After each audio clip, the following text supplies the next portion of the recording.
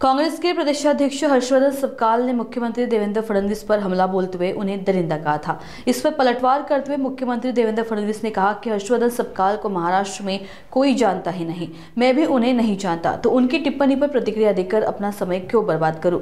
फडणवीस बुलढाणा जिले के चिखली में प्रचार दौरे पर पहुंचे थे। वहीं अपने भाषण के दौरान उन्होंने यह तंज कसा। संधी मिळाली, मी म्हटलं कशाचं प्रत्युत्तर द्यायचं आहे। म्हणाले नाही, प्रत्युत्तर याकरता की या काँग्रेसच्या प्रदेशाध्यक्षांचा जिल्हा आहे आणि ते या ठिकाणी काही तुमच्याबद्दल बोलले आहेत। म्हटलं कोण काँग्रेसचे प्रदेशाध्यक्ष?